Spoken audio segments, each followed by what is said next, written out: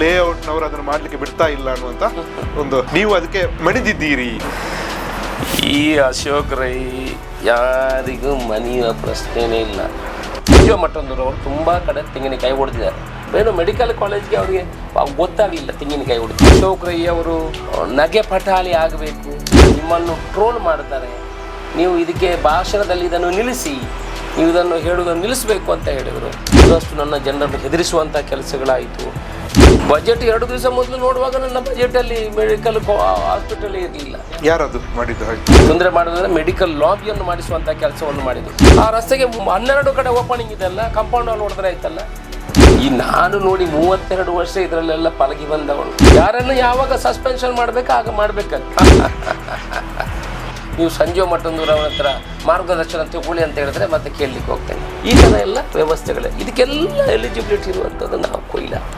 ಯಾರು ಜೀವ ಇರಲಿಲ್ಲ, ಯಾರು ಇಲ್ಲಿ MLAಗಳು ಇರಲಿಲ್ವಾ? ನಮ್ಮ ವಿರುದ್ಧವಾಗಿ ಬೂತಿಗೆ ಹೋದವರು, ಬೂತಲ್ಲಿ ಕೂತವರ ರಸ್ತೆಯನ್ನು ಮಾಡಿಕೊಟ್ಟಿದ್ದೀನಿ. ಅವರಿಗೆ ಇಲ್ಲಿ ಯಾರು ಮಾತಾಡಲಿಕ್ಕೆ ಸಿಗಲಿಲ್ಲ, ಅಲ್ಲಿಂದ ತಂದು ಬಂದು ಯಾರನ್ನ ಮಾತಾಡಿಸಿದ್ದಾರೆ. ನಿಮಗೆ ಗೊತ್ತಿದೆ ಪುತ್ತೂರಿನಲ್ಲಿ ಮಹಿಳೆಯರಿಗೆ ಏನಾಗಿದೆ ಅಂತ. ನಿಖರ ನ್ಯೂಸ್ನ ವೀಕ್ಷಕರಿಗೆ ಆತ್ಮೀಯ ಸ್ವಾಗತ. ಪುತ್ತೂರಿನ ಮೆಡಿಕಲ್ ಕಾಲೇಜಿನ ಕನಸು ನನಸಾಗುವ ಹಂತಕ್ಕೆ ತಲುಪಿದೆ. ಕಳೆದ ವಾರ ನಡೆದ ಸಚಿವ ಸಂಪುಟದಲ್ಲಿ ಪುತ್ತೂರು ಸರ್ಕಾರಿ ಆಸ್ಪತ್ರೆಗೆ 300 ಬೆಡ್ಗೆ ಮೇಲ್ದರ್ಜೆಗೇರಿಸಲು 180 ಕೋಟಿ ರೂಪಾಯಿ ಅನುಮೋದನೆ ಸಿಕ್ಕಿದೆ. ಇದರ ಹಿಂದಿನ ರೂವಾರಿ ಪುತ್ತೂರಿನ ಶಾಸಕರಾದಂಥ ಅಶೋಕ್ ರೈ ಅವರು ನಮ್ಮ ಜೊತೆಗಿದ್ದಾರೆ. ಅವರ ಜೊತೆ ಮಾತಾಡಿಸೋಣ. ನಮಸ್ಕಾರ ಸರ್. ನಮಸ್ಕಾರ. ಯೋಜನೆ 180 ಕೋಟಿ ರೂಪಾಯಿ ಯೋಜನೆ ಸಚಿವ ಸಂಪುಟದಲ್ಲಿ ಅನುಮೋದನೆ ಸಿಕ್ಕಿದೆ. ಇದ್ರ ಬಗ್ಗೆ ನಿಮ್ಮ ಫಸ್ಟ್ ರಿಯಾಕ್ಷನ್?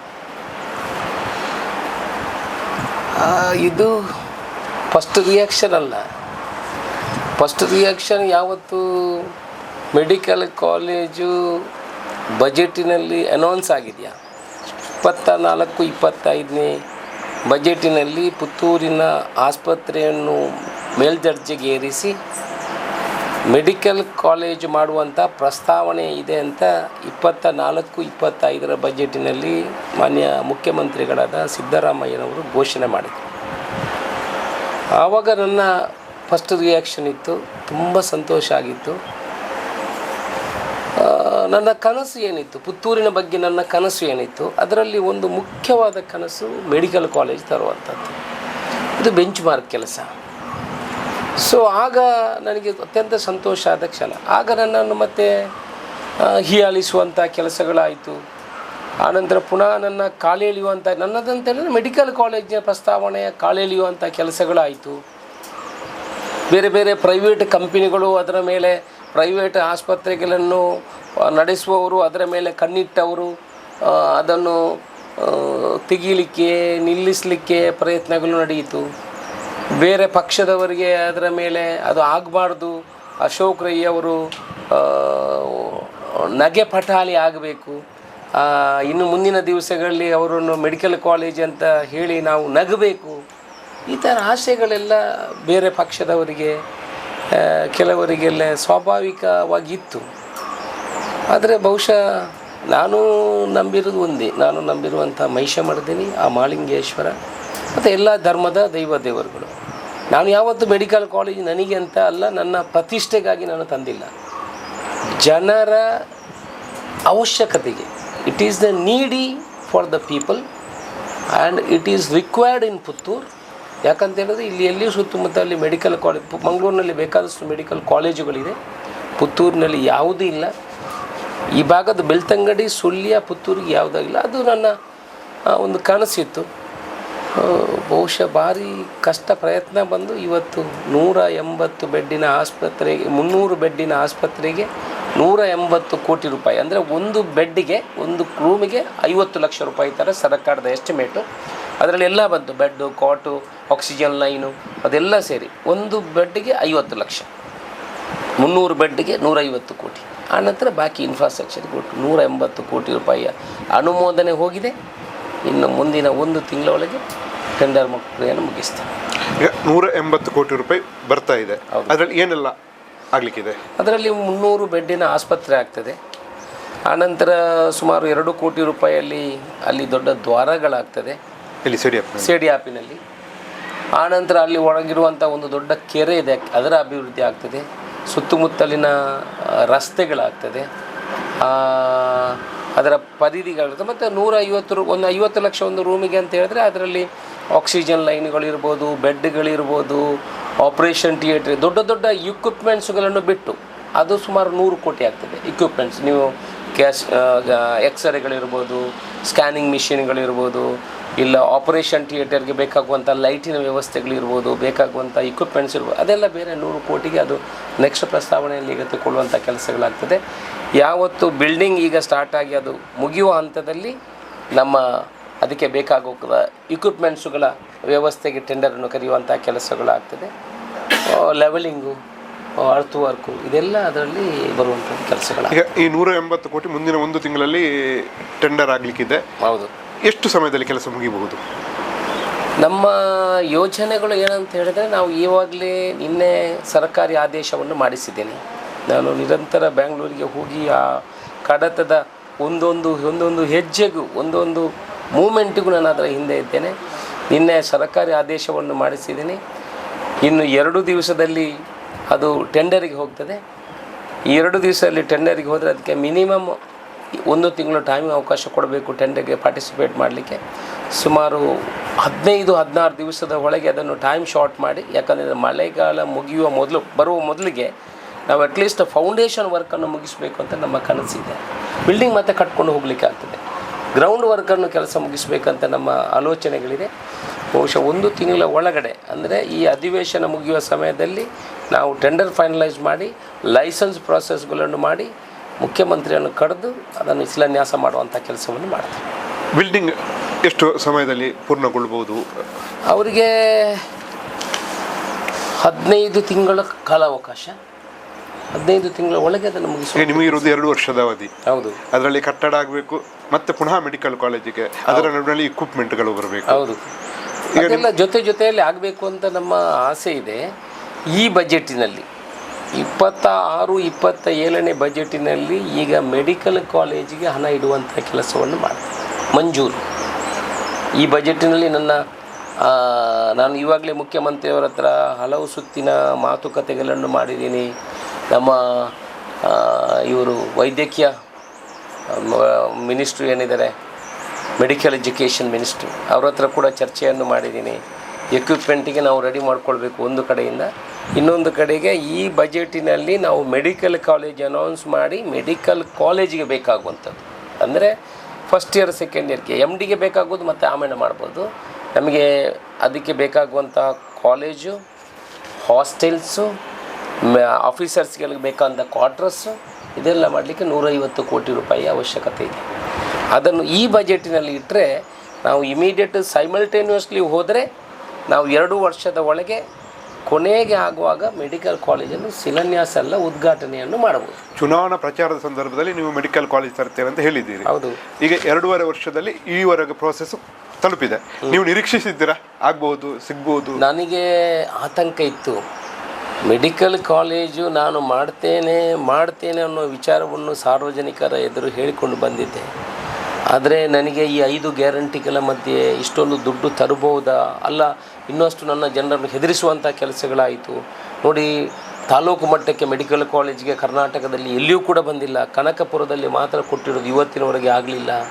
ಆದರೆ ತಾಲೂಕು ಮಟ್ಟದಲ್ಲಿ ಬರಲಿಕ್ಕೆ ಸಾಧ್ಯ ಇಲ್ಲ. ನೀವು ಪ್ರಯತ್ನವನ್ನು ಮಾಡಬೇಡಿ, ಮೆಡಿಕಲ್ ಕಾಲೇಜು ನಮ್ಮಲ್ಲಿ ಬರಲಿಕ್ಕೆ ಸಾಧ್ಯ ಇಲ್ಲ ಅನ್ನೋ ಮಾತನ್ನು ಎಷ್ಟೋ ಜನ ನಮ್ಮ ಪಕ್ಷದವರು ಹೇಳಿದರು, ಬೇರೆ ಪಕ್ಷದವರು ಅಂತೂ ಹೇಳಿದೆ. ನಮ್ಮ ಹಿತೈಷಿಗಳು ಕೆಲವರು ನನ್ನ ಹತ್ರ ಹೇಳಿದರು, ಇಲ್ಲ ಅಶೋಕರಿಗೆ ಸಾಧ್ಯ ಇಲ್ಲ, ನಿಮ್ಮನ್ನು ಟ್ರೋಲ್ ಮಾಡ್ತಾರೆ, ನೀವು ಇದಕ್ಕೆ ಭಾಷಣದಲ್ಲಿ ಇದನ್ನು ನಿಲ್ಲಿಸಿ, ನೀವು ಇದನ್ನು ಹೇಳುವುದನ್ನು ನಿಲ್ಲಿಸಬೇಕು ಅಂತ ಹೇಳಿದರು.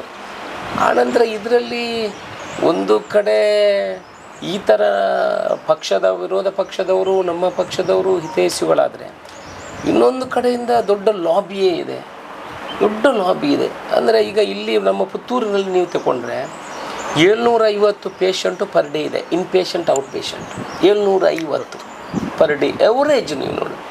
ಅದರಲ್ಲಿ ಅಡ್ಮಿಷನ್ಸ್ ಪೇಷಂಟು ಸುಮಾರು 300 ಬರ್ತಾರೆ ದಿವಸಕ್ಕೆ. ಇಲ್ಲಿ ಜಾಗ ಇಲ್ಲ, 100 ಬೆಡ್ ಇರು, 100 ಬೆಡ್ಡಲ್ಲಿ 60 ಬೆಡ್ಡಲ್ಲಿ ಜನ ಮಲಗಿರ್ತಾರೆ, 40 ಬೆಡ್ ಖಾಲಿ ಆಗ್ತದಾ ಇಲ್ಲವೋ ಅಂತ ಗೊತ್ತಿಲ್ಲ. ಅದರಲ್ಲೂ ನಿಮಗೆ ಇದು ಬರ್ತದೆ ಎಂಥದ್ದು, ಮಕ್ಕಳದು ಡೆಲಿವರಿ ಕೇಸಸ್ಸು ಬಿಡಲಿಕ್ಕೆ ಆಗೋದಿಲ್ಲ. ಎವರೇಜ್ ನಮ್ಮ ಡೆಲಿವರಿ ಕೇಸಸ್ಸು ಪುತ್ತೂರಿನಲ್ಲಿ 125 ಮಂತ್ಲಿ, 6ರಿಂದ 7 ಡೆಲಿವರಿ ಕೇಸಸ್ ಇದ್ದೇ ಇರ್ತದೆ. ಮತ್ತು ಪೇಷಂಟ್ ಎಲ್ಲಿ ಮಲಗೋದು? ಈ ಪೇಷಂಟ್ ಎಲ್ಲಿ ಹೋಗ್ತಾರೆ? ನಾನು ಅದನ್ನು ಹೇಳಲಿಕ್ಕೆ ಇಚ್ಛೆ ಪಡೋದಿಲ್ಲ, ಯಾರು ಮಾಡ್ತಾರೆ ಏನು ಮಾಡ್ತಾರೆ ಅಂತ. ಬಜೆಟ್ 2 ದಿವಸ ಮೊದಲು ನೋಡುವಾಗ ನನ್ನ ಬಜೆಟಲ್ಲಿ ಮೆಡಿಕಲ್ ಹಾಸ್ಪಿಟಲ್ ಇರಲಿಲ್ಲ. ಯಾರದು ಮಾಡಿದ್ದು ಹಾಗೆ? ಯಾರ ದೇವರಿಗೆ ಗೊತ್ತು ಯಾರು ಮಾಡಿದ್ದಾರೆ. ನಿಮ್ಮ ಪಕ್ಷದವರೇ ಮಾಡಿದ್ರು ಅಂತ ಒಂದು ಸುದ್ದಿ ಉಂಟು. ಇಲ್ಲ, ನಮ್ಮ ಪಕ್ಷದವರು ಮಾಡಿಲ್ಲ. ತಪ್ಪು ನಾನು ಯಾರನ್ನು ಹೇಳಲಿಕ್ಕೆ ಸಾಧ್ಯ ಇಲ್ಲ. ನಮ್ಮ ಪಕ್ಷದವರು ನೀವು ಅಷ್ಟು ದೊಡ್ಡ ಪ್ರಾಜೆಕ್ಟಿಗೆ ನೀವು ಹೇಳಿ ಮತ್ತೆ ನಮ್ಮ ಪಕ್ಷಕ್ಕೆ ಮುಜುಗರ ಆಗ್ಬೋದೇ ಹೊರತು ಅಂತ ಹೇಳಿದ್ದಾರೆ ಹೊರತು ಇಲ್ಲ ನೀವು ಅದಕ್ಕೆ ಪ್ರಯತ್ನ ಮಾಡಬೇಡಿ ಅಂತಲ್ಲ.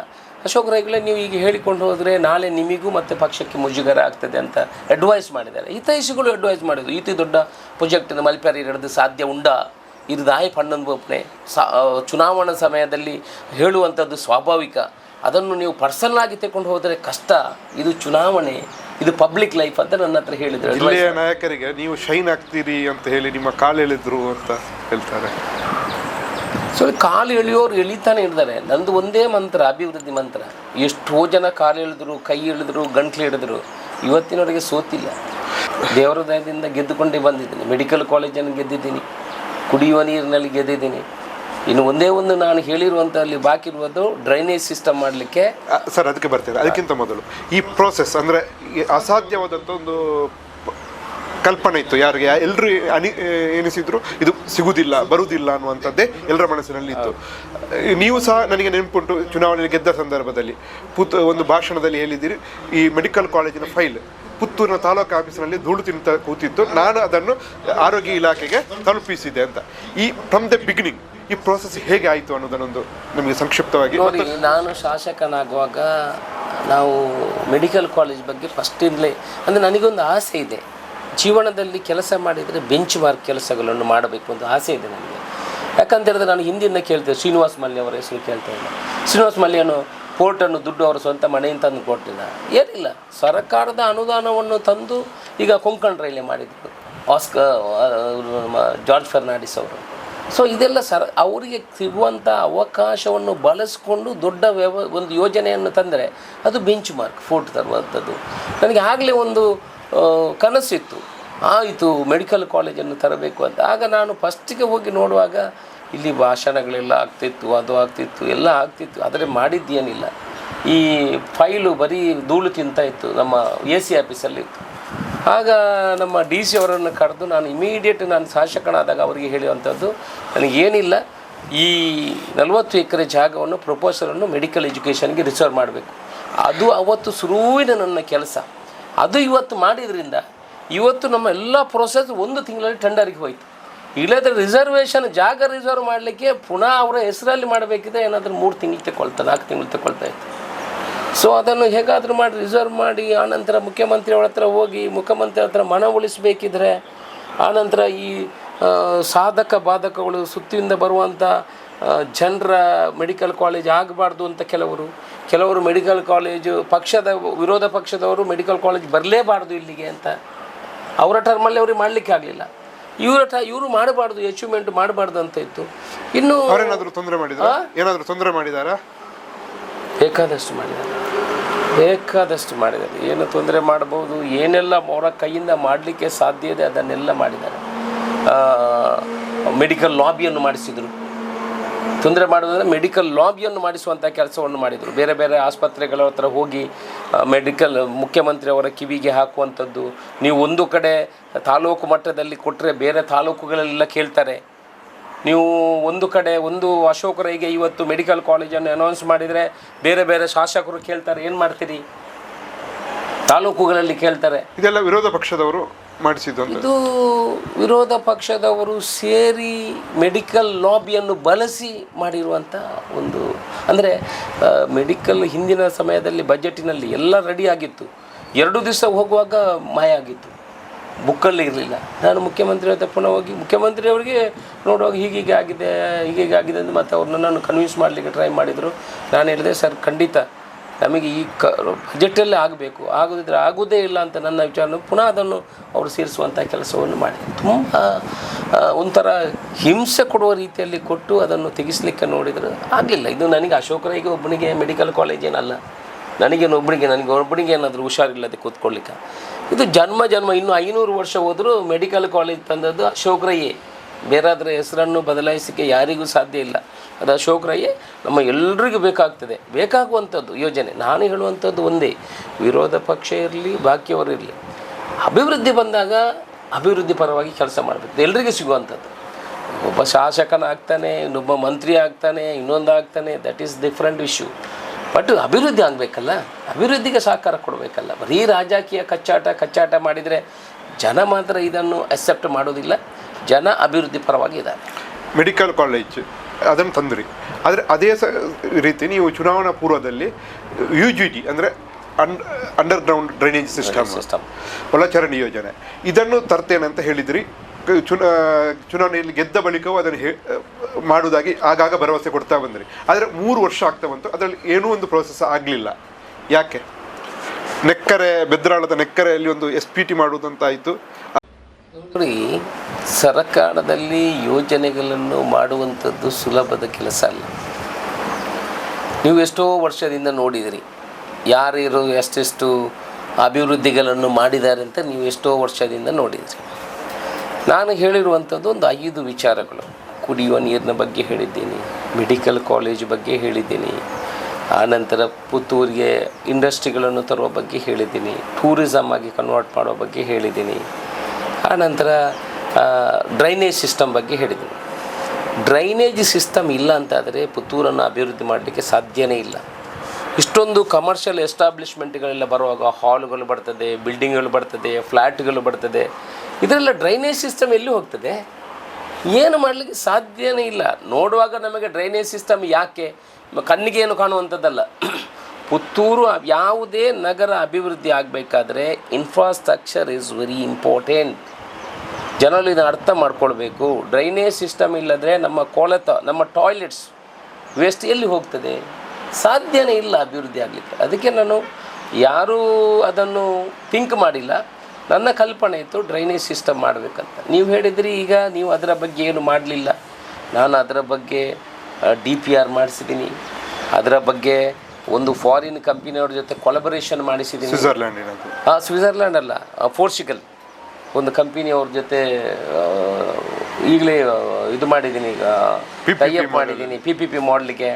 ಅವ್ರದ್ದು ಹೊಸ ಟೆಕ್ನಾಲಜಿ ಇದೆ. ಅಂದರೆ ನಮ್ಮಲ್ಲಿ ಜಿಯೋಗ್ರಫಿಕಲಲ್ಲಿ ನಾವು ಮೇಲೆ ಕೆಳಗೆ ಇದೆ. ನಮ್ಮ ನೀರು ಹರಿಯಲಿಕ್ಕೆ ಆಟೋಮೆಟಿಕ್ಕಾಗಿ ನೀರು ಹರಿಯಲಿಕ್ಕೆ ಭಾರಿ ಕಷ್ಟ. ಅದಕ್ಕಾಗಿ ಸರ್ಕಾರ ಕೂಡ ಈ ಹಿಂದೆ DPR ಮಾಡಿದ್ದು ಫೇಲಿಯರ್ ಆಗಿದೆ, ಅದರ ಪ್ರಕಾರ ಆಗೋದಿಲ್ಲ ಅಂತ ಇತ್ತು.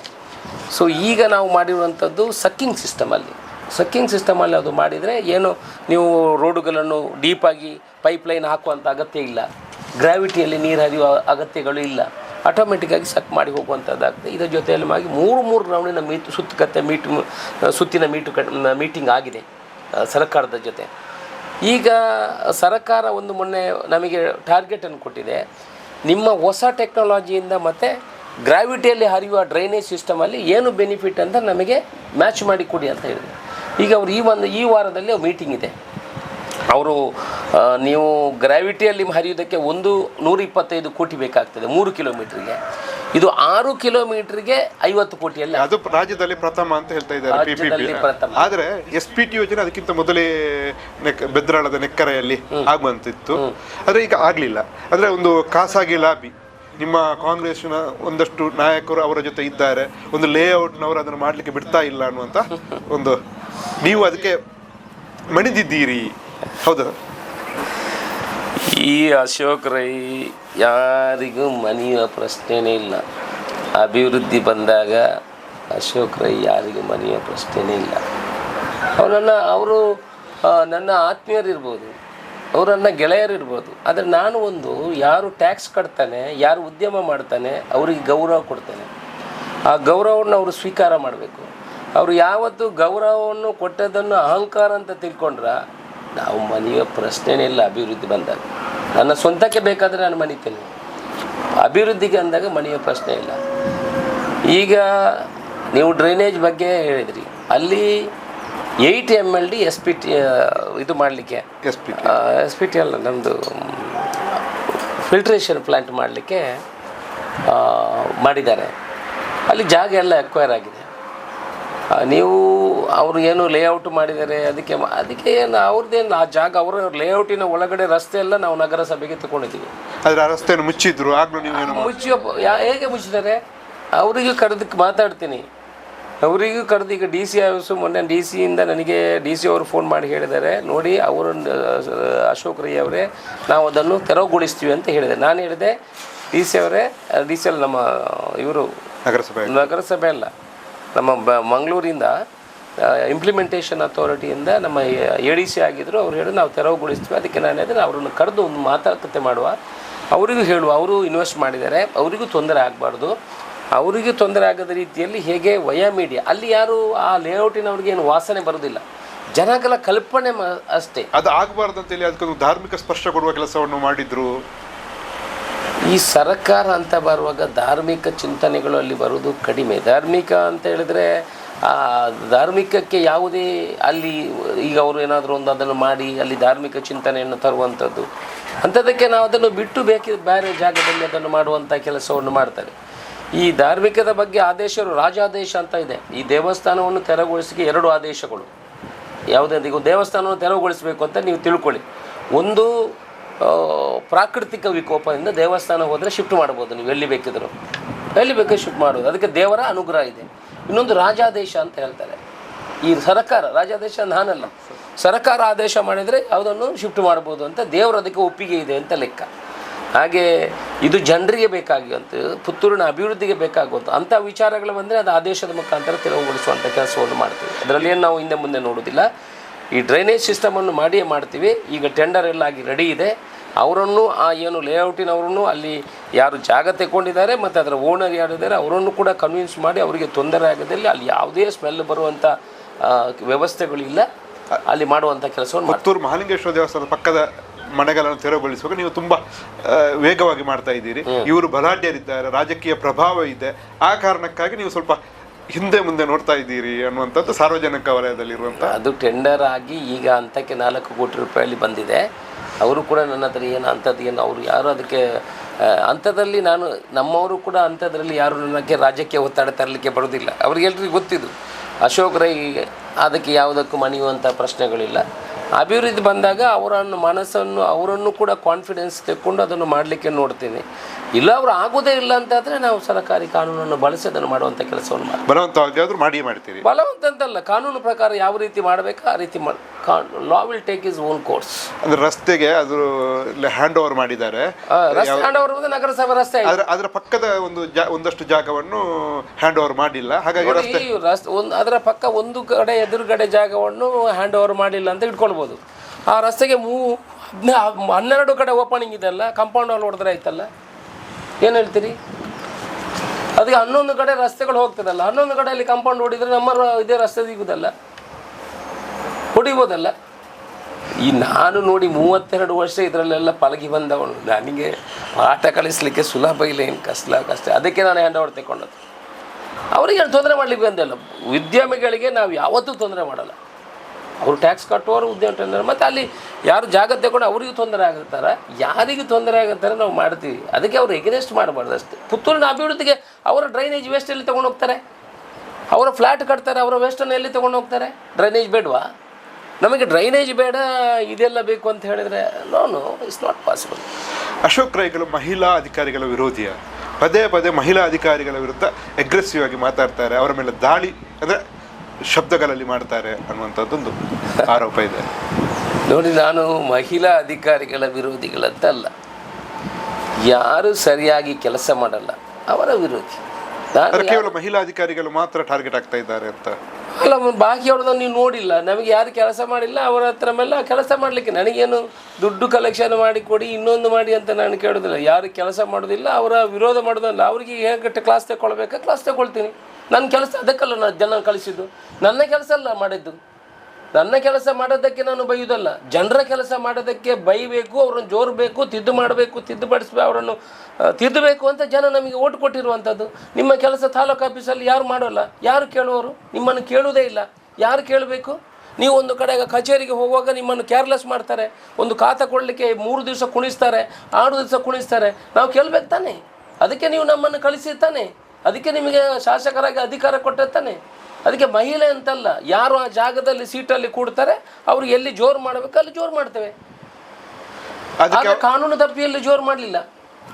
ಅದಕ್ಕೆ ರಿಯಾಕ್ಟ್ ಮಾಡಿದರೆ ಅವರನ್ನು ನೀವು ಅಮಾನತು ಮಾಡ್ತೀರಿ. ಈಗ ಮೊನ್ನೆ ಪ್ರಭಾರ ಪ್ರಾಂಶುಪಾಲರು ಮಹಿಳಾ ಕಾಲೇಜಿನದು ಅಮಾನತು ಮಾಡಿದರೆ ನಿಮ್ಮ ಹಸ್ತಕ್ಷೇಪ ಇದೆ ಅಂತ, ಹೌದಾ?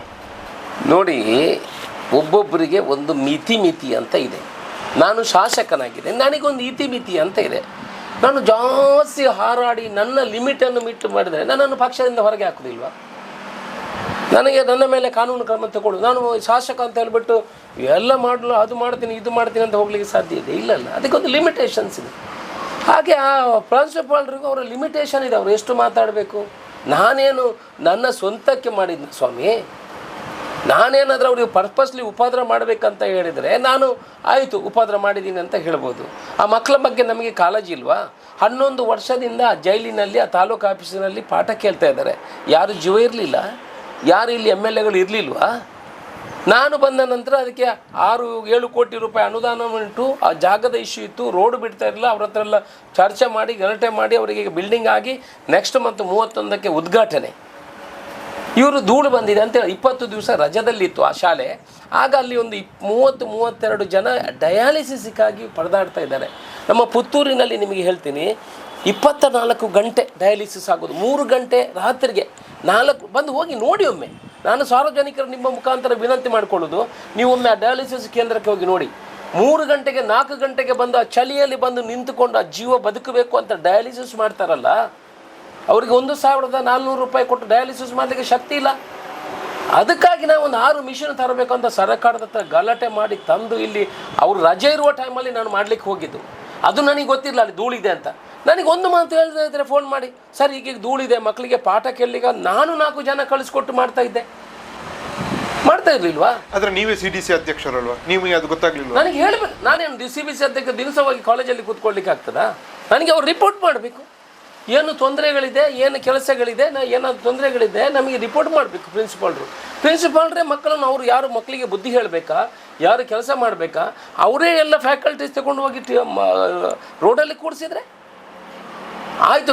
ನಮಗೆ ಹೇಳಿದ್ದೀವಿ, ಇನ್ಫಾರ್ಮೇಷನ್ ಮಾಡಿದ್ದೀವಿ, ನಾವು ಮಾಡಲಿಲ್ಲ, ಆಯಿತು, that is the last chance ಅಂತ ತೊಗೊಳ್ಬೋದು. ಆಯಿತು, ನಾನು ಹೋಗಿ ಏನೋ ಅವ್ರಿಗೆ ಜೋರು ಮಾಡಿದ್ನ, ನಾಳೆ ನೀವು ಯಾಕೆ ಅವರನ್ನು ಕೂಡಿಸಿದ್ದು ನೀವು ನನಗೆ ಹೇಳಬೇಕಿತ್ತಲ್ಲ. ಅವ್ರು ನನಗೇನು ಹೇಳ್ತಾರೆ, ನಿಮಗೆ ಗೊತ್ತಿಲ್ಲ ಧೂಳು ಬರ್ತದೆ ಅಂತ. ಏನು ನಾನು ನೋಡಿದ್ನ ಧೂಳು ಬರ್ತದೆ ಅಂತ? ಅದು ಇವರಿಗೆ ಸಂಬಂಧಪಟ್ಟ ಜಾಗನ, ಆಸ್ಪತ್ರೆಗೆ ಸಂಬಂಧಪಟ್ಟ ಜಾಗ, ಅದರಲ್ಲಿ ಅವರು ಮಾಡಿದ್ದಾರೆ. ಆಯಿತು, ಧೂಳು ಬಂದಿದೆ, ನಾನು ಒಪ್ತೀನಿ. ಶಬ್ದ ಆಗಿ ಮಾಡಬಾರ್ದು, ಧೂಳು ಬರಬಾರ್ದು, ಮಕ್ಕಳಿಗೆ ಎಜುಕೇಷನ್ ಸಿಗಬೇಕು. ಈಗಲೇ ಕಷ್ಟದಲ್ಲಿ ಅವರು ಪಾಠ ಕೇಳ್ತಾ ಇದ್ದಾರೆ, ಐ ಡೂ ಎಗ್ರಿ. ಅದಕ್ಕೆಲ್ಲ ಯಾರು ಕೊಟ್ಟಿದ್ದು ಮಾಡಿದ್ದು.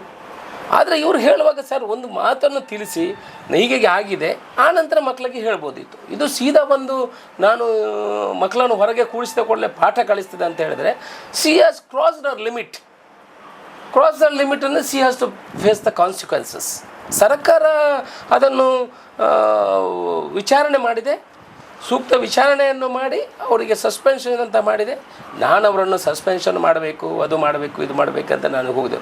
ಒಮ್ಮೆ ಬೈತೇನೆ ಮತ್ತು ಬಿಡ್ತೇನೆ. ಮತ್ತು ಇಂಥವ್ರನ್ನು ಸಸ್ಪೆನ್ಷನ್ ಮಾಡೋದಿದ್ರೂ ಕೂಡ ಇನ್ನೊಬ್ಬರಿಗೆ ಇದು ಸ್ವಲ್ಪ ಕಷ್ಟ ಆಗಬೇಕು ನಾವು ತಿದ್ದಲಿಕ್ಕೆ. ಯಾರನ್ನು ಯಾವಾಗ ಸಸ್ಪೆನ್ಷನ್ ಮಾಡಬೇಕು ಆಗ ಮಾಡಬೇಕಾಗ್ತದೆ, ಯಾವಾಗ ಶಿಕ್ಷೆ ಕೊಡಬೇಕಾಗ್ತದೆ. ಅದರಲ್ಲಿ ಏನು ಮಹಿಳೆಯರಿಗೆ ಏನು ಬೇಕಂತ ನಾನು ಮಾಡಲಿಲ್ಲ. ಅವರು ಮಾಡಿದ ತಪ್ಪಿಗೆ ಅವರು ಸಸ್ಪೆನ್ಷನ್ ಆಗಿದ್ದಾರೆ. ಆದರೆ 2023 ಚುನಾವಣೆಗೆ ಮೊದಲೇ ಮಹಿಳಾ ಕಾಲೇಜಿಗೆ ಬಳುವಾರಿನಲ್ಲಿ ಜಾಗ ನಿಗದಿ ಮಾಡಿದ್ರು. ಆಗಿನ ಶಾಸಕರಾದಂಥ ಸಂಜೀವ ಮಠಂದೂರು ಅವರು ಶಿಲಾನ್ಯಾಸವನ್ನು ಮಾಡಿದ್ರು. ಆದರೆ ನಿಮಗೆ ಕ್ರೆಡಿಟ್ ಸಿಗುವುದಿಲ್ಲ ಅಂತ ಹೇಳಿ ನೀವು ಗೆದ್ದು ಬಂದ ಮೇಲೆ ನೀವು ಅದನ್ನು ಪುನಃ ಶಿಲಾನ್ಯಾಸ ಮಾಡಿದ್ರಿ. ಮತ್ತೀಗ ಅದನ್ನು 3 ವರ್ಷ ಕಾಲ ನಿಧಾನವಾಗಿ ಮಾಡಿಸ್ತಾ ಇದ್ರಿ. ಸರ್ಕಾರದಲ್ಲಿ ಅನುದಾನ ಇಲ್ಲ, ಹೌದಾ? ನೋಡಿ, ನಾನು ಹಿಂದಿನ ಶಾಸಕರ ಬಗ್ಗೆ, ಸಂಜೀವ ಮಠಂದೂರ ಬಗ್ಗೆ ನಾನು ಮಾತಾಡಲಿಕ್ಕೆ ಹೋಗುವುದಿಲ್ಲ. ಆದರೆ ನೀವು ಈಗ ಹೆಸರು ಉಲ್ಲೇಖ ಮಾಡಿದ್ರಿ, ಅದಕ್ಕೆ ಮಾತ್ರ ನಾನು ಮಾತಾಡೋದು. ಇಲ್ಲದ್ರೆ ನಾನು ಅವರ ಬಗ್ಗೆ ನಾನು ಮಾತಾಡಲಿಕ್ಕೆ ಹೋಗುವುದಿಲ್ಲ. ಅವರು ನನಗೆ ವೈಯಕ್ತಿಕವಾಗಿ ಮಾತಾಡಿದರೆ ನಾನು ಅವರನ್ನು ಬಿಡುವುದಿಲ್ಲ. ಅವ್ರ ಪಕ್ಷದ ಬಗ್ಗೆ ಮಾತ್ರ ನಾನು ಅವರ ಬಗ್ಗೆ ಮಾತಾಡಲಿಕ್ಕೆ ಹೋಗುವುದಿಲ್ಲ. ಆದರೆ ಸಂಜೀವ ಮಠಂದೂರು ಅವರು ತುಂಬ ಕಡೆ ತೆಂಗಿನಕಾಯಿ ಹೊಡೆದಿದ್ದಾರೆ. ಅವರು ಹೊಡೆದ ಜಾಗದಲ್ಲಿ ಕಾಂಪ್ಲಿಕೇಶನ್ ಇತ್ತು, ಅಲ್ಲಿ ವಿವಾದ ಇತ್ತು. ಅದು ಇವಾಗಲೂ ಹಾಗೇ ಇದೆ. ಆನಂತರ ನಾವು ಇಲ್ಲಿ ಜಾಗ ಸೆಟ್ ಮಾಡಿ ಆನಂತರ ಅನುದಾನ ತಂದು, ಅದು ಯಾವಾಗ ಅನುದಾನ ಬಂದಿದೆ ನೋಡಿ, ನೀವು ಆ ದಾಖಲೆ ತೆಗೆದು ನೋಡಿ. ಅನುದಾನ ಯಾವಾಗ ಬಂದಿದೆ, ಪುನಃ ಅದಕ್ಕೆ 1 ಕೋಟಿ ಯಾವಾಗ ಬಂದಿದೆ, ಯಾವಾಗ ಟೆಂಡರ್ ಆಯಿತು ನೋಡಿ. ಆನಂತರ ಆರ್ಯಪಲ್ಲು ಒಂದು ತಡೆಗೋಡೆಗೆ 2 ಕೋಟಿ ರೂಪಾಯಿಗೆ ತಡೆಗೋಡೆಗೆ ಅವರು ತೆಂಗಿನಕಾಯಿ ಹೊಡೆದಿದ್ದಾರೆ. ಮೊದಲೇ ಆಗಿತ್ತಾ? ಆಗಲಿಲ್ಲಲ್ಲ. ಇಂಥ ತುಂಬ ಕಡೆ ತೆಂಗಿನಕಾಯಿ ಹೊಡ್ಕೊಂಡು ಅದರ ಫಲನೇ ಈಗ ಆಗಿರೋದು. ಈ ಥರ ತೆಂಗಿನಕಾಯಿ ಎಷ್ಟು ಬೇಕಿದ್ರು ಹೊಡಿಬೋದು, ದುಡ್ಡು ತರೋದು ಭಾರಿ ಕಷ್ಟ. ಏನೋ ಮೆಡಿಕಲ್ ಕಾಲೇಜ್ಗೆ ಅವರಿಗೆ ಗೊತ್ತಾಗಲಿಲ್ಲ ತೆಂಗಿನಕಾಯಿ ಹೊಡಿಯೋದು, ಇದು ಅದಕ್ಕೆ ಹೊಡಿತಾ ಇದ್ರು. ಹಣ ತಂದಿರಲಿಲ್ಲ, ಏನು ತಂದಿಲ್ಲ ಸ್ವಾಮಿ. ಅದಕ್ಕೆ ಹೇಳಿದಲ್ಲ, ಮೆಡಿಕಲ್ ಕಾಲೇಜ್ಗೆ ಅವ್ರಿಗೆ ಗೊತ್ತಾಗಲಿಲ್ಲ ತೆಂಗಿನಕಾಯಿ ಹೊಡಿಲಿಕ್ಕೆ, ಅದು ಫೈಲ್ ಮುಳ್ಳಿತ್ತಲ್ಲ, ಅದಕ್ಕೆ ತೆಂಗಿನಕಾಯಿ ಹೊಡೆದು. ನಿನ್ನೆ ಬಿಜೆಪಿ ಮಹಿಳಾ ಮೋರ್ಚಾದ ಮುಖಂಡರು ನೀವು ಸಂಜೀವ ಮಠಂದೂರಿಂದ ಅಭಿವೃದ್ಧಿ ಬಗ್ಗೆ ಮಾರ್ಗದರ್ಶನ ಪಡ್ಕೊಳ್ಬೇಕು ಅಂತ ಹೇಳಿದ್ದಾರೆ. ಇದೊಂದು ನಗಬೇಕಾ ಅಳಬೇಕಾ ಅಂತ ಗೊತ್ತಾಗೋದಿಲ್ಲ. ಇದು ಪುತ್ತೂರಿನ ಜನತೆ ಹೇಳಬೇಕು, ನಾನು ಹೇಳೋದಿಲ್ಲ, ನೀವು ಹೇಳ್ತೀರೋ ಗೊತ್ತಿಲ್ಲ.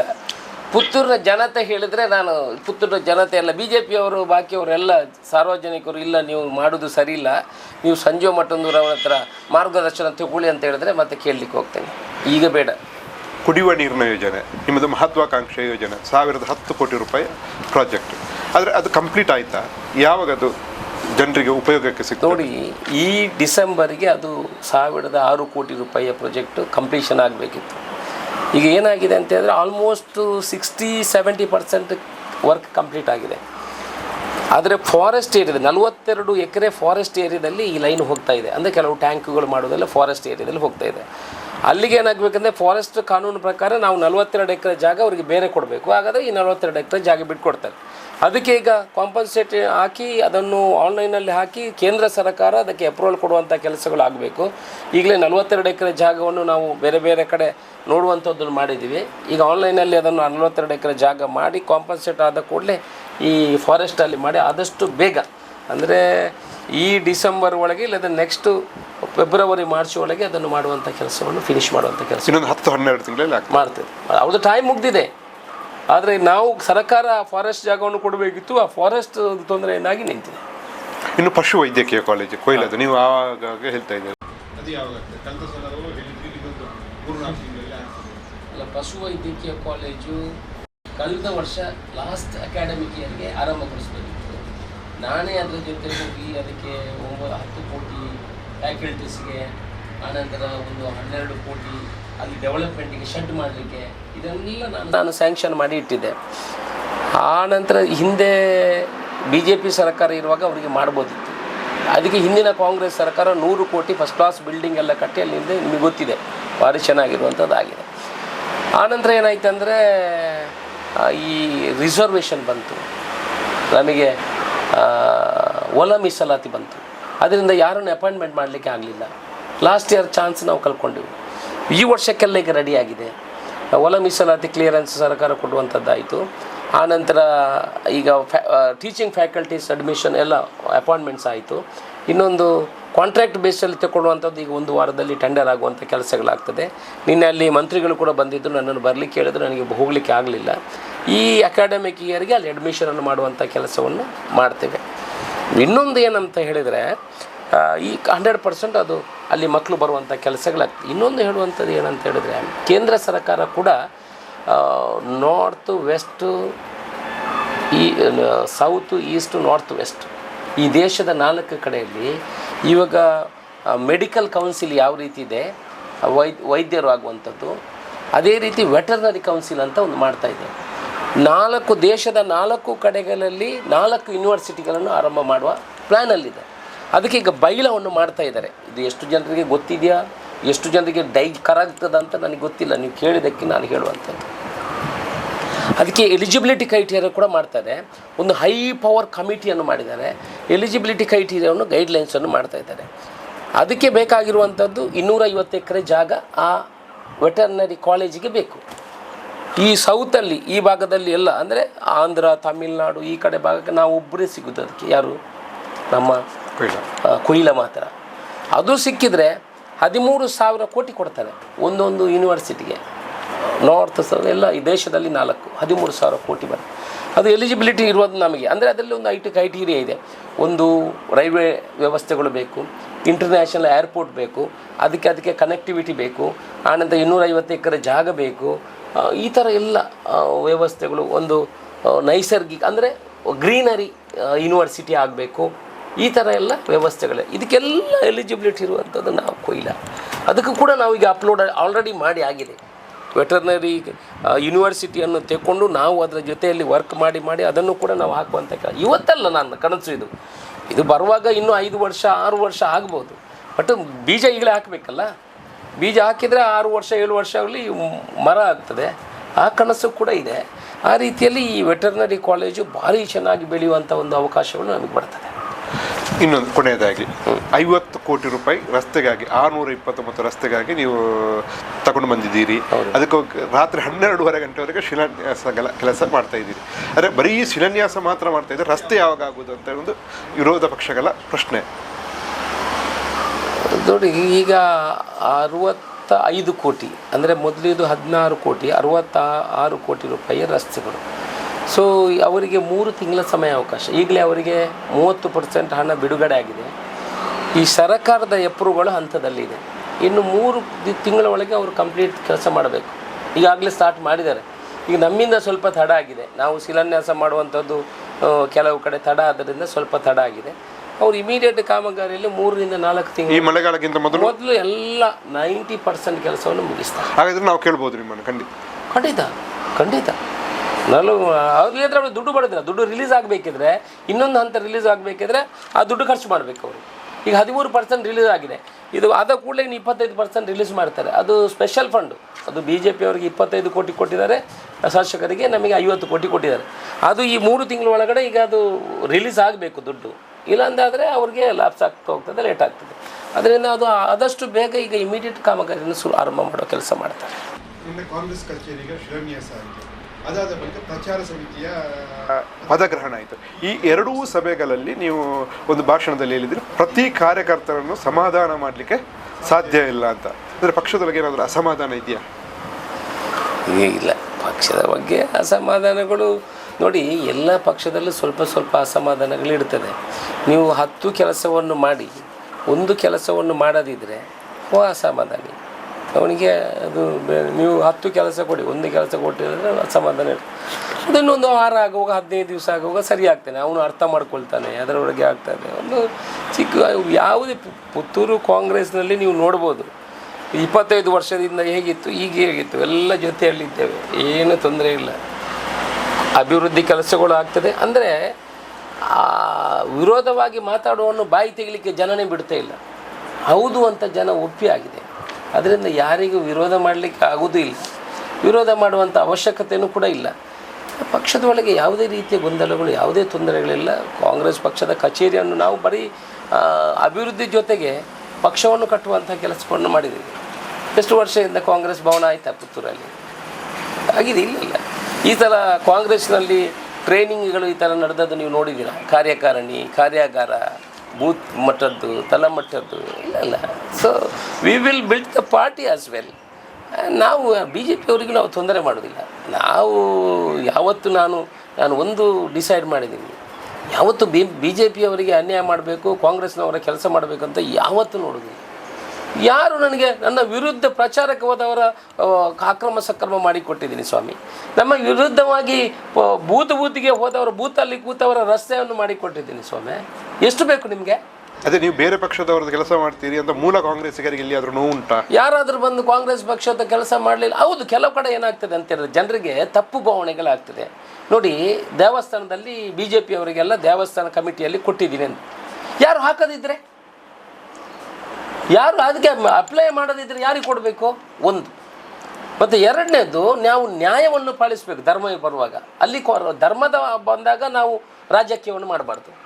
ನನ್ನ ಪ್ರಕಾರ ಅಲ್ಲಿ ಒಬ್ಬ ದೇವಸ್ಥಾನ ಕಟ್ಟಿರ್ತಾನೆ, BJPಯಲ್ಲಿ ಇಡ್ತಾನೆ ಅಂತ ತಿಳ್ಕೊಳ್ಳಿ. ಅವ್ರು ದೇವಸ್ಥಾನ ಕಟ್ಟಿರ್ತಾನೆ, ಜೀರ್ಣೋದ್ಧಾರ ಮಾಡಿರ್ತಾನೆ, ದೇವಸ್ಥಾನಕ್ಕೆ ದುಡ್ಡು ಹಾಕಿರ್ತಾನೆ. ಅವನು ಒಮ್ಮೆಯಿಂದ ಬಂದಗಳೇ ತಲ್ಲಿ ಹೊರಗೆ ಹಾಕೋದು ಅಂತ ಹೇಳಿದ್ರೆ it will effect for him as well as local public. So ನಾವು ನೋಡ್ಕೊಳ್ಬೇಕಲ್ಲ. ಈಗ ನಾನು ಮಹಿಷ ಮಾಡಿದ್ದೀನಿ ದೇವಸ್ಥಾನದಲ್ಲಿ ಹಿಂದೆ ಎಷ್ಟೋ ಕೆಲಸ ಮಾಡಿದೆ, BJPಯಲ್ಲಿದ್ದೆ. ಕಾಂಗ್ರೆಸ್ ಬಂದಾಗ ನನ್ನ ಬಿಸಾಕಿದ್ರಾ? ಇಲ್ವಲ್ಲ. ನನ್ನಲ್ಲಿ ಇಟ್ಕೊಂಡಿಲ್ವಾ? ಯಾಕೆ ಬಿಸಾಕಲಿಲ್ಲ? ಅಂದರೆ ನಾನು ಅಲ್ಲಿ ಕೆಲಸ ಮಾಡಿದ್ದೀನಿ, ಜನರ ಒಲವು ನನ್ನ ಪರವಾಗಿತ್ತು. ಅಲ್ಲಿ ಕಾಮನ್ ಸೆನ್ಸ್ ನಾವು ಬಳಸಬೇಕಾಗ್ತದೆ. ಅದರಿಂದ ಕೆಲವು ಅಂಥವರು ಇದ್ದಾರೆ, ಅದನ್ನು ನಾವು ಮೇಂಟೈನ್ ಮಾಡ್ಕೊಂಡು ಹೋಗಿ. ಧರ್ಮ ಬಂದಾಗ ರಾಜಕೀಯ ಮಾಡೋದಿಲ್ಲ. ಧರ್ಮದಲ್ಲಿ ನಾನು ಯಾವತ್ತೂ ರಾಜಕೀಯದಲ್ಲಿ ಮಾಡೋದಿಲ್ಲ. ರಾಜಕೀಯದಲ್ಲಿ ಧರ್ಮವನ್ನು ಪಾಲಿಸುವಂಥ ಕೆಲಸವನ್ನು ಮಾಡ್ತೇನೆ. ಇನ್ನೊಂದು, ನಿನ್ನೆ ಬಿಜೆಪಿ ಮಹಿಳಾ ಮೋರ್ಚಾದವರು ಒಂದು ಪ್ರತಿಭಟನೆ ಮಾಡಿದ್ರು. ಅದರಲ್ಲಿ ಇನ್ನು ಮುಂದೆ ನೀವು ಮಹಿಳಾ ಅಧಿಕಾರಿಗಳ ವಿರುದ್ಧ ಇದೇ ರೀತಿಯ ವರ್ತನೆಯನ್ನು ತೋರಿಸಿದ್ರೆ ನೀವು ಬೀದಿಗಿಳಿಲಿಕ್ಕೆ ಕಷ್ಟ ಆದಿತ್ತು, ಅಂತಹ ಒಂದು ಹೋರಾಟ ಮಾಡ್ತೇವೆ ಅಂತ ಒಬ್ರು ಹೇಳಿದ್ರು. ಇನ್ನೊಂದು, ನಿಮಗೆ ಅಧಿಕಾರ ಸಿಕ್ಕಿದ್ದು ಅಂದ್ರೆ MLA ಅದು ಅಲ್ಪನಿಗೆ ಐಶ್ವರ್ಯ ಬಂದ ಹಾಗೆ ಆಗಿದೆ ಅಂತಲೂ ಹೇಳಿದ್ರು. ಇದಕ್ಕೆ ಏನ್ ಹೇಳ್ತೀರಿ? ನೋಡಿ, ಇವರು ಎಲ್ಲ, ನಾನು ಮೊದಲನೇದಾಗಿ ಇವರ ಬಗ್ಗೆ ಕಮೆಂಟನ್ನು ಮಾಡಲಿಕ್ಕೆ ಹೋಗೋದಿಲ್ಲ. ಅವರು ನಾನು ಕಮೆಂಟ್ ಮಾಡುವಂಥ ವ್ಯಕ್ತಿಗಳು ಅಲ್ಲವೇ ಅಲ್ಲ. ನಾನು ಬಡತನವನ್ನು ಕಂಡಿದ್ದೀನಿ, ಶ್ರೀಮಂತಿಕೆಯನ್ನು ಕಂಡಿದ್ದೀನಿ. ಅವರು ಯಾವುದನ್ನು ಕಂಡಲಿಲ್ಲ. ಅವರಿಗೆ ನಾನು ಕಮೆಂಟ್ ಮಾಡುವಂಥದ್ದು ಏನು? ಮತ್ತು ಅವರು ಬೀದಿಗೆ ಇಳಿದು ಹೋರಾಟ ಮಾಡುವಂಥದ್ದು, ಅವರಿಗೆ ಇಲ್ಲಿ ಯಾರು ಮಾತಾಡಲಿಕ್ಕೆ ಸಿಗಲಿಲ್ಲ, ಅಲ್ಲಿಂದ ತಂದು ಬಂದು ಯಾರನ್ನು ಮಾತಾಡಿಸಿದ್ದಾರೆ. ಅವೆಲ್ಲ ನಾನು ಅವರಿಗೆ ಕಮೆಂಟ್ ಮಾಡುವಂಥ ಒಂದು ವ್ಯವಸ್ಥೆಗೆ ಹೋಗುವುದಿಲ್ಲ. ಅವರ ಮನಸ್ಥಿತಿಯನ್ನು, ಈ ಮೀನು ನೀರಿಂದ ಮೇಲೆ ಬಿದ್ದರೆ ಹೇಗೆ ಪಡೆದಾಡ್ತದೆ ಜೀವಕ್ಕಾಗಿ, ಹಾಗೆ ಡಮ್ಮು ಗಟ್ಟಿ ಮಾತಾಡ್ತಾರೆ. ಅಪ್ಪ ಮಾತಾಡೋದು ಅಂತ ಹೇಳಿದ್ರೆ ಡಮ್ಮು ಗಟ್ಟಿ ಮಾತಾಡಿದಾಗ ಬೇಸಿದ್ದಲ್ಲ. ಅವ್ರ ಹತ್ರ ನಾನು ಒಂದು ಪ್ರಶ್ನೆಯನ್ನು ಮಾಡ್ತೀನಿ. ನೀವು ನಿಮ್ಮ BJP ಕಾರ್ಯಕರ್ತರ ಹತ್ರನೇ ಕೇಳಲಿ. ಅವರು ಮಾಡಿ, ನಿನ್ನ ಕಮೆಂಟ್ ನೋಡಿದ್ರೆ ನೀವು ಸೋಷಿಯಲ್ ಮೀಡಿಯಾದಲ್ಲಿ ಅವರಿಗೆ ಕಮೆಂಟನ್ನು ಓದಿ, ಇನ್ನು ಭಾಷಣವನ್ನು ಕೇಳ್ಬೋದು. ಸೋಷಿಯಲ್ ಮೀಡಿಯಾದಲ್ಲಿ ಕಮೆಂಟ್ ನೋಡಿ, BJPಯವರೇ ಅವರಿಗೆ ಹೇಗೆ ಬರೆದು ಹಾಕಿದ್ದಾರೆ ಅಂತ ಅವರು ಓದಲಿ. ಉತ್ತರ ಅವರೇ ಕೊಟ್ಟಿದ್ದಾರೆ, ನಾನೇನು ಉತ್ತರ ಕೊಡಬೇಕಂತ ಇಲ್ಲ. ನಾನು ನನ್ನ ಪಕ್ಷದವರ ಹತ್ರ ಹೇಳಿ ನಾವೊಂದು ಪ್ರೊಟೆಸ್ಟನ್ನು ಮಾಡ್ಬೋದು, ನಾನು ಅದಕ್ಕೆ ಮಾಡಿ ಅಂತ ಹೇಳಿಲ್ಲ. ಅವರೇನೋ ಇವತ್ತು ಪ್ರೆಸ್ ಮಾಡ್ತೀನಿ ಅಂತ ಹೇಳೋದು ನಾನು ಮಾಡಿ ಅಂತ ಹೇಳಿಲ್ಲ. ಯಾಕೆಂತ ಹೇಳಿದ್ರೆ ಜನನೇ ಉತ್ತರ ಕೊಡ್ತಾರೆ. ನಾವು ಸಾರ್ವಜನಿಕರ ಹತ್ರ ಹೋಗಿ ಕೇಳುವ, ಅಶೋಕ್ ರೈ ಅವರು ಮಾಡು ತಪ್ಪಿದ್ರೆ ನಾನು ಒಪ್ತೇನೆ. ನಾನು ಯಾವತ್ತೂ ಸರಿ, ನಾನು ಮಾಡಿದ್ದೆ ದರ್ಬಾರ್ ಅಂತ ನಾನು ಹೇಳುವುದಿಲ್ಲ. ಅನ್ಯಾಯ ಮಾಡಲಿಕ್ಕೆ ಹೋಗುವುದಿಲ್ಲ ಯಾರಿಗೂ ಕೂಡ. ಅವ BJPಯವನಾದರೂ ಕೂಡ ಅನ್ಯಾಯ ಮಾಡಲಿಕ್ಕೆ ಹೋಗೋದಿಲ್ಲ. ಆ BJPಯವರ ಕೆಲಸವನ್ನು, ಕಾಂಗ್ರೆಸ್ನವರ ಕೆಲಸವನ್ನು ಮಾಡಿಕೊಡ್ತೀನಿ, BJPಯವರ ಕೆಲಸವನ್ನು ಮಾಡ್ತೀನಿ. ಅಭಿವೃದ್ಧಿ ಪರ ಒಂದೇ ಒಂದು ನನ್ನ ಗೋಡು, ಅವರು ಸಾರ್ವಜನಿಕರವಾಗಿ ಕೇಳಲಿ, ಹಿಂದೆ ಎಷ್ಟು ಅಭಿವೃದ್ಧಿ ಆಗಿದೆ, ಈಗ ಎಷ್ಟು ಅಭಿವೃದ್ಧಿ ಆಗಿದೆ. ಸಾರ್ವಜನಿಕರ ಒಪಿನಿಯನ್ ಇದ್ದರೆ ನಾನು ಅದನ್ನು ಒಪ್ತೇನೆ. ಮತ್ತು ನಾನು ಮಹಿಳೆಯರಿಗೆ, ಅಯ್ಯೋ ಸ್ವಾಮಿ, ಮಹಿಳೆಯರಿಗೆ ನಾನು ಮಾಡಿದಂಥ ಸಹಾಯಗಳು, ಮನೆ ಕಟ್ಟಿ ಕೊಟ್ಟದಿರಬರಲಿ, ಅವರ ಮನೆ ರಿಪೇರಿ ಮಾಡಿರೋದಿರಲಿ, ಅವರಿಗೆ ಆರೋಗ್ಯದ ಬಗ್ಗೆ ಕೊಟ್ಟಿರೋದಿರಲಿ, ಅವರಿಗೆ ಸಹಾಯ ಮಾಡಿ ಮನೆಗೆ ಸಹಕಾರ ಮಾಡಿದ್ದಿರಲಿ, ಇವರ ಜೀವನದಲ್ಲಿ ಇವರು ಮಾಡಲಿಕ್ಕಿದೆಯಾ? ಇವರು ₹1 ಬಿಚ್ಚಿದವರ ಇವರು. ನಾನು ಇವು ಕೆಣಕಿದ್ರೆ ನಾನೆಲ್ಲ ಕೆಣಕಿ ಬಿಡ್ತೇನೆ. ಇವರು ಜೀವಮಾನದಲ್ಲಿ ₹1 ಬಿಚ್ಚಿದ್ದಾರೆ. ಇವರು ತಿಂದದಲ್ಲ, ಪಕ್ಷದಲ್ಲಿ ದೊಡ್ಡ ಪೋಸ್ಟ್ಗಳನ್ನ ತಗೊಂಡು ನಿಂಗಿದ್ದಲ್ಲ. ಇವರು ₹1 ಸಮಾಜಕ್ಕೆ ಕೆಲಸ ಮಾಡಿದರೆ, ₹1 ಮಹಿಳೆಯರಿಗಾಗಿ ಕೆಲಸ ಮಾಡಿದರೆ, ಒಂದು ಮಹಿಳೆಗೆ ವಿಡೋ ಮಹಿಳೆಗೆ ಒಂದು ಮನೆ ಕಟ್ಟಿಕೊಟ್ಟದ್ದು ಇದೆಯಾ ಇವರು? 100 ಮನೆ ಕಟ್ಟಿಕೊಟ್ಟಿದ್ದೀನಿ ಸ್ವಾಮಿ. 2 ಮಕ್ಕಳನ್ನು ಕಳ್ಕೊಂಡು ಬಾಡಿಗೆ ಮನೆಯಲ್ಲಿರುವಂಥ ಒಂದು 300-400 ಕುಟುಂಬಗಳಿದ್ದಾವೆ. ಇವರು ಮಹಿಳೆಯರ ಬಗ್ಗೆ ಮಾತಾಡ್ತಿರಲ್ಲ, ಒಂದು 10 ಜನರಿಗೆ ಮನೆ ಕಟ್ಟಿಕೊಡಿ ಹೋಗಿ. ಇನ್ನು ಹೇಳಬೇಕಿದೆ ಮಹಿಳೆಯರಿಗೆ ಏನೇನಾಗಿದೆ ಅಂತ. ನಾನು ಅವರಿಗೆ ನೋವು ಮಾಡುವಾಗೆ ಮಾತಾಡೋದಿಲ್ಲ. ನಿಮಗೆ ಗೊತ್ತಿದೆ ಪುತ್ತೂರಿನಲ್ಲಿ ಮಹಿಳೆಯರಿಗೆ ಏನಾಗಿದೆ ಅಂತ. ನಾನು ಅದರ ಬಗ್ಗೆ ಮಾತಾಡ್ಲಿಕ್ಕೆ ಹೋಗೋದಿಲ್ಲ. ಆಗ ಇವರೆಲ್ಲೋಗಿದ್ರು? ಇವರ ಪಕ್ಷದವರೇ ಇದ್ರಲ್ಲ, ಎಲ್ಲೋಗಿದ್ರು ಇವರು? ಇರಲಿಲ್ವಾ? ಒಮ್ಮನೆ ರಾಜಕೀಯ ಅಂತ ಹೇಳ್ಬಿಟ್ಟು ಏನೋ ಮಾತಾಡಬೇಕು ಅಂತ, ನಾಳೆಗೆ ಹೇಗೂ ಬರ್ತದೆ ಅಂತ ಮಾತಾಡಬಾರ್ದು. ದೇವರೊಬ್ಬ ನೋಡೋಣಿದ್ದಾನೆ, ಮಾಲಿಂಗೇಶ್ವರ ಶಿಕ್ಷೆ ಕೊಡಲಿ, ನಾನೇನೋ ಹೇಳಲಿಕ್ಕೆ ಹೋಗೋದಿಲ್ಲ. ಒಳ್ಳೆ ಬುದ್ಧಿ ಕೊಡಲಿ, ಶಿಕ್ಷೆ ಕೊಡಲಿ. ಮೆಡಿಕಲ್ ಕಾಲೇಜ್ ಹಾಗೂ ಇನ್ನಿತರ ವಿಷಯಗಳ ಕುರಿತು ನಮ್ಮ ಜೊತೆ ಇಷ್ಟು ಹೊತ್ತು ಮಾತಾಡಿದ ಪುತ್ತೂರಿನ ಶಾಸಕರಾದಂಥ ಅಶೋಕ್ ರೈ ಅವರಿಗೆ ಧನ್ಯವಾದಗಳು.